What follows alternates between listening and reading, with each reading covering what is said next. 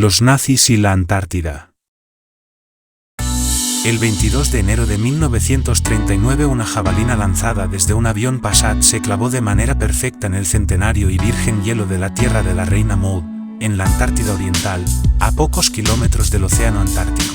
Con el primer viento, el artefacto pudo desplegar la bandera que llevaba, un paño rojo con una esvástica negra sobre un círculo blanco. 7 días más tarde, el hidroavión Boreas divisó una extensa cordillera en el interior del continente y dio luz verde para que 3 hombres la recorrieran a pie. A 500 metros de la costa, la pequeña excursión clavó otra bandera, esta vez mucho más grande e imponente, y consagró la Tierra como la primera colonia del Tercer Reich en el sexto continente.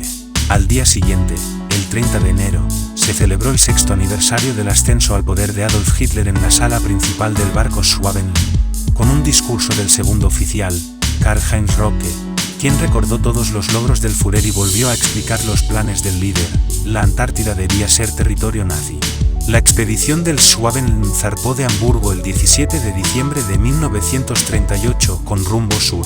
Era una tripulación de 82 personas e incluía 2 hidroaviones, el Boreas y el Passat, que habían sido especialmente modificados para poder ser utilizados en temperaturas menores a los 50 grados, con un suelo reforzado, una mezcla de combustible que no se congelaba y provisiones para un mes empaquetadas en 60 bolsas con paracaídas, para el caso de una eventual misión de rescate. Además, se reacondicionó la parte trasera para poder cargar 50 jabalinas metálicas con banderas nazis que serían utilizadas para marcar el nuevo territorio. Al despedirse de tierras germanas, el ministro de Estado Rudolf Hess, segundo de Hitler, saludó al Schwabenland recordando la importancia de la misión para el plan del Tercer Reich. Los nazis pusieron sus ojos en la Antártida a finales de la década de los 30 por varios motivos. Por un lado, la región ofrecía un atractivo geoestratégico único. Alemania había perdido con la Primera Guerra Mundial varias colonias africanas, una base naval en China y tierras sobre el Océano Pacífico, lo que significó una merma importante en puertos en diversas latitudes. El nuevo gobierno sabía que, frente a un inevitable nuevo conflicto mundial, iba a necesitar bases en el hemisferio sur, imprescindibles para el abastecimiento de buques y submarinos. Las islas subantárticas eran una oportunidad perfecta de sumar puertos sin entrar directamente en conflicto con otro país.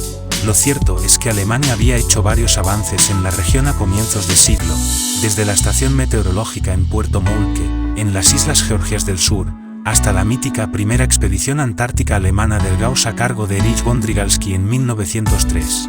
Sin embargo, tras la Primera Guerra Mundial toda misión había sido detenida.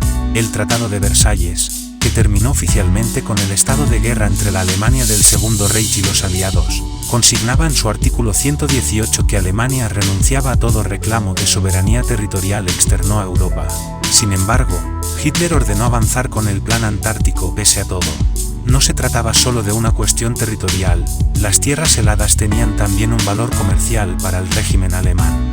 Desde los años 20, el aceite de ballena se había vuelto un suministro vital para la economía del país, presente en un amplio abanico de víveres cotidianos que iban desde la margarina hasta los productos de limpieza esenciales. Inicialmente, ese aceite provenía de grasas animales y vegetales, pero la derrota en la Primera Guerra Mundial había dejado al país sin sus colonias, por lo que debió encontrar nuevas fuentes para reemplazarlo.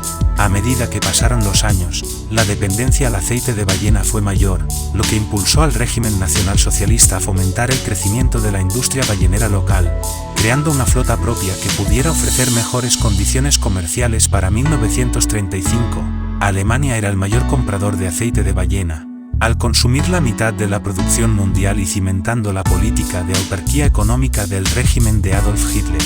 Más tarde, en tiempos de guerra, las ballenas demostraron tener varios usos. Su carne podía ser consumida por humanos, almacenada durante mucho tiempo si se congelaba y su grasa podía servir de lubricante o ser parte de la elaboración de nitroglicerina. Con la expedición alemana de 1938 comenzó la página más tensa en la breve historia antártica.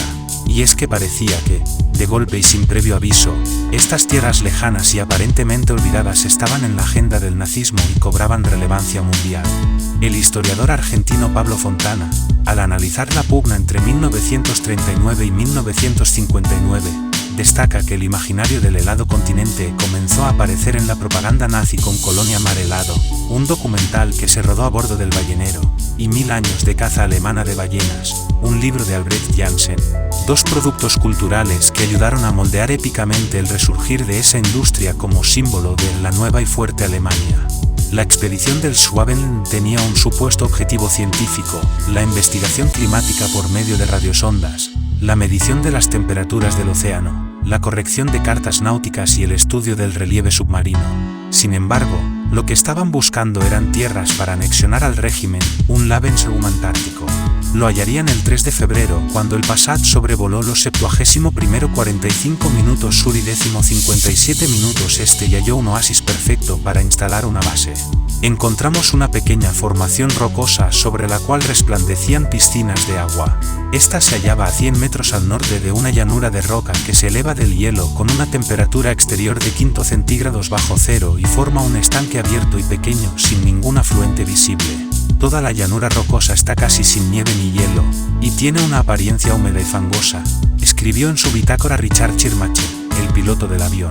Al día siguiente, el otro hidroavión, el Boreas, regresó al lugar para examinarlo con mayor detalle, esta vez con el meteorólogo Herbert Regula y el fotógrafo Max Bundermann a bordo para fotografiarlo y filmarlo. Al día siguiente se celebró con cervezas el gran descubrimiento, que ponía el broche de oro a la primera etapa del plan. El 5 de febrero, la expedición izó la bandera nazi en el emplazamiento de la futura base, capturó 4 pingüinos emperadores y comenzó el regreso a Alemania.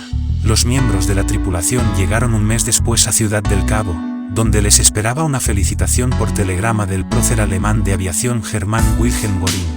A mediados de abril, el Schwabenland atracó en Hamburgo, donde fue recibido por las más altas autoridades y con todas las banderas de la ciudad en lo alto. El propio Hitler se sumó a las felicitaciones con un mensaje para los exploradores.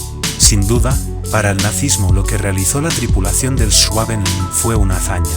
No solo consiguió varios desembarcos en el continente, sino que también pudo realizar vuelos de exploración y cartografía, además de aterrizajes, algo que hasta entonces no se había logrado. La expedición regresó con 11.600 fotografías aéreas, lo que permitió tener los mapas más detallados de varias regiones, incluyendo una cordillera de 800 kilómetros de largo a 100 kilómetros del borde de hielo y el oasis, bautizado Schirmacher en honor al piloto. De hecho, acostumbrados a la retórica grandilocuente del Tercer Reich, todos los accidentes geográficos fueron nombrados con los apellidos de los miembros de la expedición, los más famosos geógrafos y exploradores alemanes y hasta con los nombres de directivos de Lufthansa y la Norddeutscher Lloyd, quienes colaboraron con vehículos para la misión. La flamante región recorrida, cuya superficie alcanza los 600.000 kilómetros cuadrados, fue denominada Neuschwabenland, es decir, Nueva Suabia, en honor al barco. Pronto quedó claro que las promesas de una misión científica eran solo una fachada y que la verdadera motivación era política y económica. Si bien la expedición había sido casi secreta, una semana después los periódicos alemanes comenzaron a hablar sobre ella, lo que generó una reacción en cadena que sacudiría la historia antártica durante años. La caída del nazismo, en 1945, detendría los planes alemanes pero no detuvo los mitos y las leyendas alrededor de los planes secretos en las lejanas tierras. Y es que, tras el suicidio de Hitler, quien quedó a cargo del Tercer Reich fue el almirante naval Karl Donitz, encargado de firmar la rendición de Alemania ante los aliados y la Unión Soviética el 8 de mayo de 1945, dando por terminada, así, la Segunda Guerra Mundial. Fue detenido por las fuerzas aliadas y llevado a la ciudad de Nuremberg, donde fue juzgado por crímenes de guerra. Muchos aseguran que, al conocer su condena, se rió y aseguró que el futuro de Alemania estaba a salvo en una fortaleza invulnerable, un oasis paradisíaco en medio del hielo eterno. Si bien no existen registros históricos de la cita, el rumor corrió de manera tan rápida que incluso la prensa de la época se hizo eco. Medios como el New York Times o el Montreal Daily Star aseguraron, en el momento de la rendición de Alemania en mayo de 1945, mucha de la tecnología nazi se envió a escondites seguros en el Ártico, América del Sur y en la Antártida. De acuerdo con otros testimonios publicados en periódicos y revistas de la década de los 50, la explicación oficial del gobierno de los Estados Unidos a los avistamientos de ovnis era que, en realidad, lo que se veían eran vehículos nazis ocultos en regiones remotas e inaccesibles del mundo que estaban realizando pruebas. Esto nunca fue confirmado por las autoridades, pero no parece descabellado creer que efectivamente lo pensaban. El único testimonio registrado de un eventual refugio nazi en tierras antárticas se dio en Argentina. El exiliado húngaro Ladislao Szabó, quien se convertiría en jugador de waterpolo olímpico, publicó el 16 de julio de 1945 en el diario Crítica un extenso relato de la huida en avión de Hitler y su posterior escondite en una base subterránea en la tierra de la Reina Maud, el espacio reclamado como Nueva Suabia. Según el deportista, la información le había llegado de una fuente que tenía toda su confianza y se sentía en la obligación de compartirla con el mundo. Su deseo eventualmente se cumpliría, ya que varios periódicos se hicieron eco del relato, que a partir de allí fue transmitido como una suerte de secreto a voces o una verdad que no era confesada públicamente, pues su difusión ponía en riesgo a quien la revelara. La especulación aumentó cuando el 17 de agosto de ese año detuvieron en Mar del Plata al teniente Heinz Schäfer, quien al ser interrogado aseguró que Hitler y otros nazis de alto rango habían escapado de Alemania en submarino, algo que jamás pudo probarse. A pesar de que el mito persiste medio siglo después, no existen argumentos serios para creer que los nazis tienen una base escondida en tierras antárticas.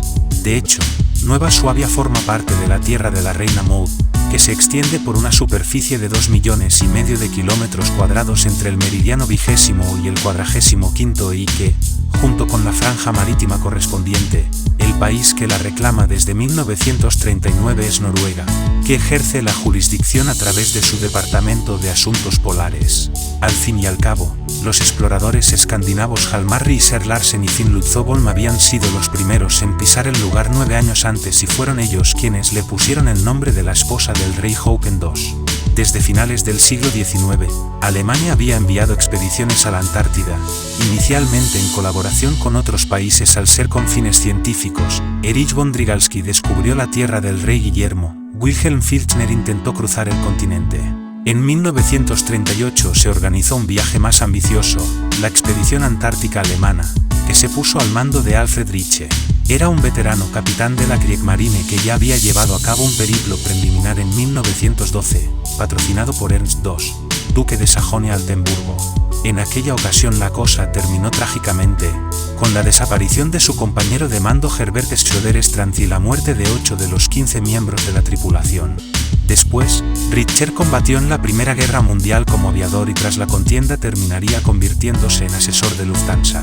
Con la subida de Hitler al poder, su carrera recibió un nuevo impulso, para lo que tuvo que divorciarse de su esposa judía, y volvió a la Armada. Así fue como en 1938 se le encargó explorar el entorno de la tierra del rey Guillermo y establecer una factoría ballenera, reclamando el territorio correspondiente para Alemania. El barco destinado a la expedición antártica alemana fue el MS Schwabenland, un carguero construido en 1925 y rebautizado ad hoc con ese nombre, que significa Suabia, tras ser sometido a una reforma en los astilleros de Hamburgo para navegar por aguas polares y dotarlo de una catapulta a vapor para 2 hidroaviones Dornier J-2, así como de una estación de meteorología, el Schwabenland, cuya tripulación era de 24 marinos, aunque a ellos se sumaba un equipo de 58 civiles, geógrafos, geólogos, biólogos, cartógrafos, oceanógrafos, meteorólogos y pilotos. Fue visitado por el célebre explorador estadounidense Richard Bell y luego, el 17 de diciembre de 1938, zarpó de Hamburgo en secreto. Pasada la mitad de enero de 1939 alcanzó la tierra de la Reina Maud, a la altura de costa de la Princesa Marta, descubierta en 1820 por Fabian Gottlieb von Bellingshausen y Mikhail Lazarev, de la Marina Imperial rusa, donde algunos miembros desembarcaron, izaron la bandera nazi y levantaron un campamento. Con los 2 hidroaviones, sobrevolaron cerca de 350.000 kilómetros cuadrados que plasmaron en 16.000 fotografías, algunas en color, para cartografiar la región. También colocaron sobre la superficie 13 balizas y señales metálicas que nunca se recuperarían, por lo que siguen allí, bajo el manto blanco, con sus esvásticas identificativas. Otro equipo trabajó directamente en tierra, siguiendo el litoral. El resultado de todo ello fue el descubrimiento del oasis Schirmacher, una alargada meseta sin hielo de 25 kilómetros de longitud, 3 de anchura y cota máxima de 100, que alberga un centenar de lagos y tiene un microclima de -10,4 anuales, lo que facilita cierta vida, musgos, líquenes y aves marinas. Se le puso el nombre del piloto germano que lo avistó desde el aire y actualmente se ubican allí 2 bases, la India Matriz, India, y la rusa Novolazarevskaya, aunque, entre 1976 y 1996 hubo una tercera, la Yuri Forster, de la República Democrática Alemana. Ante el empeoramiento de las condiciones meteorológicas, que impedían seguir efectuando vuelos, el MS Schwaben emprendió el regreso el 6 de febrero, si bien no arribó al puerto de Hamburgo hasta el 11 de abril porque antes hizo 2 escalas, en las islas de Bouvet, en el límite entre el Atlántico Sur y el Océano Glacial Antártico, y Fernando de Noronha, a 360 kilómetros de la costa de Natal, Brasil, para realizar algunos estudios oceanográficos complementarios. No hubo fastos y casi inmediatamente se empezaron a organizar 2 expediciones más, la primera prevista para ese mismo año y la segunda para 1940. Había una razón para tanta prisa, pese al secretismo con que Riche cumplió su misión. Los noruegos se enteraron gracias a informes de su gran flota ballenera y el 14 de enero, antes incluso de que pusiera un pie en la Antártida, ya habían proclamado su soberanía sobre la tierra de la reina Maud y sus mares, que Hjalmar Riiser Larsen, Finnlutsogull y Viggo Widere exploraron y cartografiaron entre 1929 y 1937. Más aún, Noruega ya había reclamado la citada isla Bouvet en 1927 y 2 años después hizo otro tanto con la isla Pedro, y en la zona antártica occidental. La proclamación de soberanía de los escandinavos, aprobada en marzo por su parlamento sobre una amplísima zona, que se extendía entre el archipiélago de las Malvinas y el territorio antártico australiano, contaba con el apoyo británico desde su primer planteamiento en 1934 y, por tanto, se hizo efectivo en 1939 ante el peligro de que se adelantasen los alemanes. Lo reconocieron, asimismo, Francia, Australia y Nueva Zelanda, pero se encontró con reticencias por parte de Estados Unidos, Chile y la Unión Soviética, esta última recordando el citado descubrimiento de Bellingshausen y Lázaro. También se opuso el gobierno de Hitler, por supuesto, que hasta había bautizado aquel rincón helado del planeta como Neuschwabenland, Nueva Suabia, nombre que todavía se usa para designar esa parte de la tierra de la reina Maud en algunos mapas, y en agosto reivindicó un sector antártico alemán. Como decíamos, empezaron los preparativos para el segundo viaje, que si bien todavía incluía entre sus objetivos facilitar la caza de ballenas, uno de los objetivos frustrados de Richter, que apenas las avistó antes, ahora, ante los cada vez más intensos vientos de guerra, añadía claramente la búsqueda de un lugar donde establecer una base naval desde la que operar en el Atlántico Sur y controlar el acceso al Pacífico e Índico por el paso de Drake. Y así estaban las cosas cuando el 1 de septiembre estalló por fin la Segunda Guerra Mundial, en cuyo contexto el buque corsario Penguin capturó 11 balleneros y 5 mercantes noruegos en aguas de Nueva Suabia. Riche, que ya tenía un plan bastante avanzado, e incluso pensaba llevar aviones con patines de nieve, tuvo que renunciar a él, obviamente, y combatir como un militar más que era. Al acabar la contienda, fue presidente de lo que hoy es la Deutsche Gesellschaft für Polarforschung, Sociedad Alemana de Investigación Polar, y en 1959 recibió la Gran Cruz de la Orden del Mérito de la República Federal Alemana y la Medalla de Plata de la Sociedad Geográfica de Hamburgo, poniéndosele su nombre a un pico y una región de la Antártida. Murió el 30 de marzo de 1963. En cuanto al MS Schwaben, tras unos arreglos, fue trasladado a Francia para que sus hidroaviones proporcionasen información meteorológica del Atlántico a la Luftwaffe. Posteriormente lo mandaron a Noruega, curiosa ironía, donde lo torpedeó un submarino de la Royal Navy. El barco encalló y perecieron muchos de sus tripulantes, pero logró salvarse y ser remolcado a Bergen. Allí, en 1944, volvió a resultar dañado durante un bombardeo aéreo al que logró sobrevivir otra vez. Terminada la contienda, tuvo un peculiar final, cargado de armas químicas alemanas capturadas, fue remolcado hasta el estrecho de Skagerrak, en el mar Báltico, y hundido. A manera de epílogo, añadamos que de la expedición antártica alemana se conservan aún 600 de aquellas fotografías aéreas, redescubiertas en 1982 después de décadas que se creían destruidas por la guerra. Nueva Suabia quedó integrada en la tierra de la reina Maud, a la que se reanudaron las exploraciones en 1949, lográndose terminar un mapa topográfico completo en 1962. Hubo varios países que organizaron expediciones e incluso el médico y alpinista alemán Karl Ehrlich Hofer planeó una que finalmente no se concretó por falta de dinero, por lo que fue necesario esperar hasta 1995 para que un germano volviera a pisar suelo antártico, en una expedición internacional. A estas alturas no hay sorpresa alguna en recordar que el régimen nazi, tan diferente ideológicamente a los sistemas políticos normales y basado siempre en los resortes emocionales frente a los racionales, demostró un estrambótico interés por el esoterismo y lo legendario. El ejemplo más evidente de ello fue la creación en 1935 de la Nennerveo Sociedad para la Investigación y Enseñanza sobre la Herencia Ancestral Alemana, que se dedicaba a organizar expediciones arqueológicas, antropológicas y etnográficas por todo el mundo. En algunos casos querían encontrar piezas singulares representativas del poder, siendo los casos más conocidos la lanza de Longinos o el Santo Grial. En otros se hacían viajes en busca de lugares que emanasen dicho poder por sí mismos, como en la visita a España que hizo el mismísimo Himmler en persona, interesado en el Cáliz valenciano y las montañas de Montserrat. Sin embargo, la expedición más conocida fue la realizada por Ernest Schneeffer al Tíbet en busca del origen de la mal llamada raza aria y de Agartha.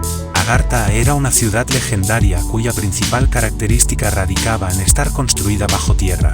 Aunque se la situaba bajo el desierto de Gobi o las montañas del susodicho Tíbet, se suponía que se comunicaba con el resto del globo a través de una red de galerías subterráneas. Su capital se llamaba Chambala y el interés nazi en ella se basaba en que, según rezaba el mito, desde ella habría de gobernarse el mundo algún día. Pero aquella no fue la única región desconocida que intentaron localizar los nazis. De hecho, alguna era real aunque inexplorada, como Neuschwabenland, Nueva Suabia, zona de la Antártida que reclamaron en 1939. Ahora bien, el capítulo más grotesco no afectó al Polo Sur sino al norte y se basó en un erróneo concepto científico según el cual la Tierra estaba hueca, con el consiguiente interés que ello tendría para que Alemania gozara de más espacio vital o bases militares en lugares remotos. Lo cierto es que ese asunto no fue exclusivo del régimen alemán. Ya cuando el almirante Robert Peary sobrevoló por primera vez el Ártico hubo quien afirmó que en realidad había alcanzado el polo exactamente por el lado contrario, siguiendo una vía subterránea. En fin, el caso es que no hace mucho salieron a la luz algunos mapas y documentos de la época sobre el tema. Entre ellos figura una carta del marinero Karl Unger, que viajaba a bordo del U-Boot 209, asegurando que habían llegado al interior de la Tierra y no iban a volver.